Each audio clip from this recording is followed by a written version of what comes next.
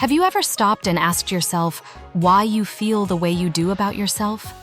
Why do some people naturally believe they are worthy, capable, and deserving of happiness, while others constantly struggle with feelings of inadequacy, self-doubt, and shame? Most of us rarely question our self-perception. We assume that the way we see ourselves is simply reality.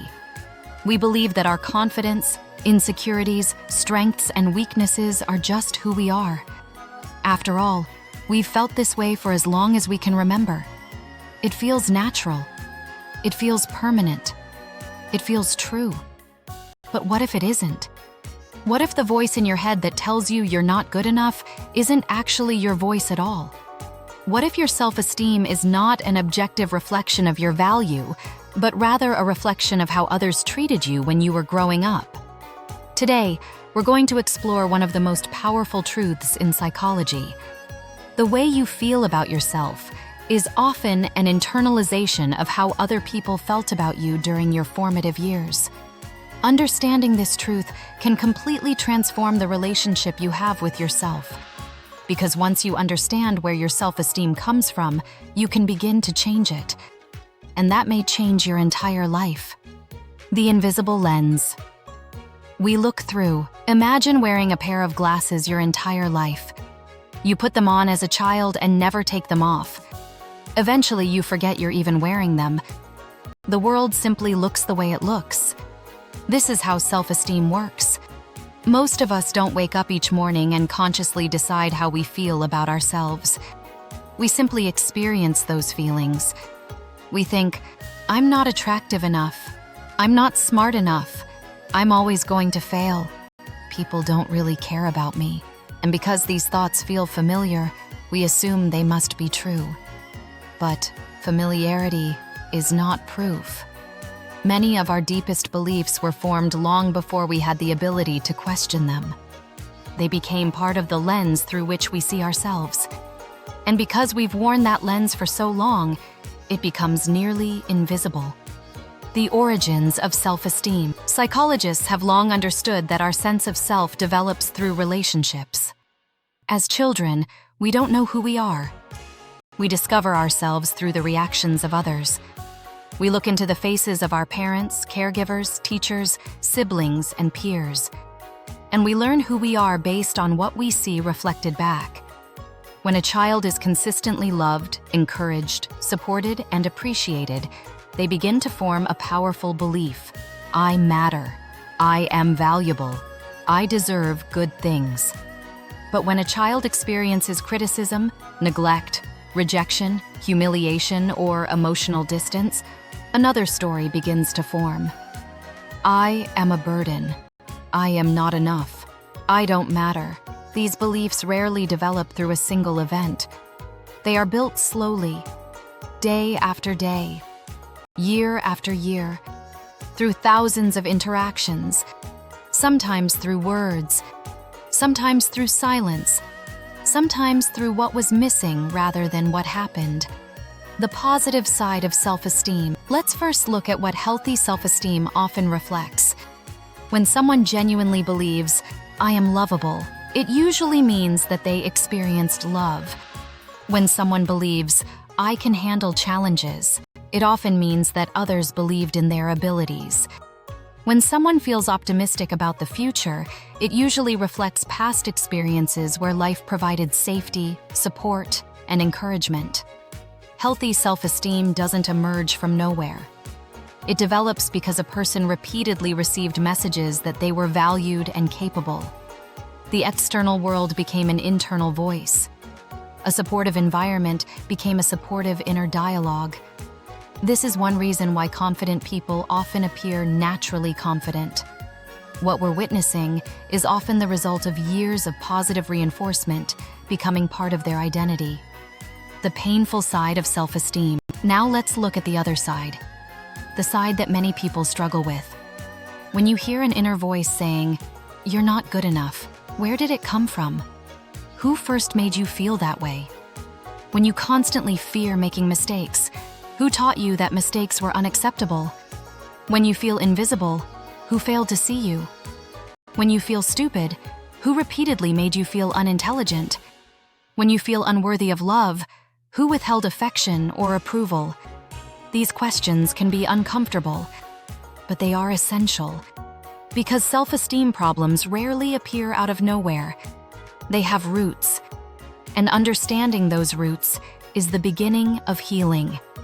The tragedy of internalization. One of the saddest things that happens in childhood is that children almost always blame themselves.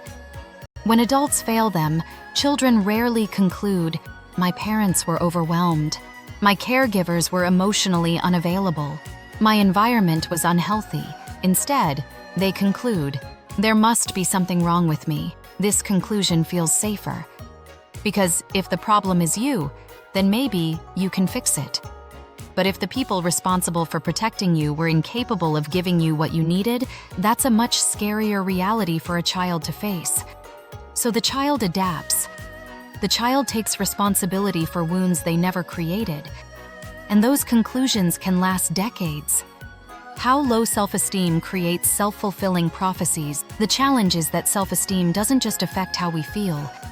It affects what we do. If you believe you're going to fail, you may never fully try. If you believe people won't like you, you may withdraw before giving them a chance. If you believe you're boring, you may become guarded and quiet. If you believe you're unworthy, you may settle for unhealthy relationships. In other words, low self-esteem often creates the very outcomes it fears. It becomes a self-fulfilling prophecy. The belief influences the behavior. The behavior influences the outcome. And the outcome seems to confirm the belief. The cycle repeats itself again and again, until we begin questioning the original story. The forgotten past. One reason healing is difficult is that the past often hides itself. We remember feelings, but we forget their origins. We experience anxiety without remembering where it started. We feel shame without remembering who first made us feel ashamed. We carry emotional burdens long after we've forgotten who handed them to us. This is why self-reflection matters. Not to blame, not to stay trapped in the past, but to understand.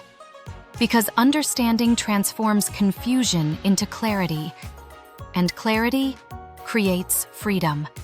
Questioning the inner critic. Imagine for a moment that every negative thought you have about yourself had a signature attached to it. Imagine if every time you thought, "I'm not good enough," you could see exactly where that message came from. Perhaps it came from a critical parent, a bullying classmate, a dismissive teacher, a toxic relationship. You would suddenly realize something important. The thought isn't necessarily the truth. It's an inherited belief. And inherited beliefs can be challenged. Just because you learned something doesn't mean it's accurate. And just because you've believed something for years doesn't make it true. Reclaiming your identity. Healing self-esteem requires separating your identity from the judgments you've absorbed. It means recognizing that the opinions of others are not objective measurements of your worth. People judge through the lens of their own pain, fears, insecurities, and limitations. Many of the people who wounded us were carrying wounds of their own. Their inability to see our value never meant we lacked value. It simply meant they were unable to recognize it. This distinction changes everything. Because if their judgment wasn't accurate, then neither are the conclusions you've built upon it. Building healthy self-esteem. So how do we begin rebuilding self-esteem? First, become aware of your inner dialogue. Notice how you speak to yourself. Notice the assumptions you make. Notice the harsh judgments you automatically accept. Second, ask where those beliefs originated. Who taught you to think this way? Whose voice are you hearing? Third, challenge the belief. Ask yourself, is this objectively true? Or is this simply an old emotional story? Fourth, create new evidence. Take small actions that prove your capabilities. Keep promises to yourself. Celebrate progress. Build trust with yourself, one step at a time. Healthy self-esteem isn't created overnight. It grows through repeated experiences that challenge old narratives. A new way of seeing yourself. Perhaps the greatest gift of psychological insight is realizing that your self-esteem is not your destiny. It is not fixed. It is not permanent. And it is certainly not a perfect reflection of reality. It is a story shaped by people, experiences, and circumstances. Some chapters may have been painful, some may have been unfair, but the story is still being written. And now, for the first time, you can become the author. You can decide which voices deserve influence. You can decide what evidence matters. You can decide how you see yourself moving forward. The way you feel about yourself today may have been shaped by the past, but it does not have to be controlled by it. Your self-esteem is not a verdict. It is a reflection, and reflections can change. The people who failed to see your value were never qualified to define it. The people who misunderstood you were never entitled to determine your worth. Your value has always existed, even when others couldn't see it, even when you couldn't see it. So the next time your inner critic speaks, pause. Ask yourself, who taught me this? And then remember, you no longer need to see yourself through the eyes of people who were too wounded, too limited, or too unable to truly see who you are, because your worth was never theirs to decide. And perhaps today is the day you finally begin seeing yourself clearly.